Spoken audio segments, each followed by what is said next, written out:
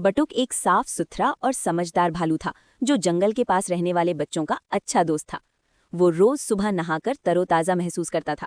एक दिन उसने देखा कि कुछ बच्चे बिना नहाए खेलने चले आए हैं।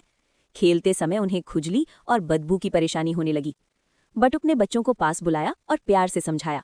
उसने बताया कि रोज नहाने से शरीर साफ रहता है और कीटाणु दूर होते हैं।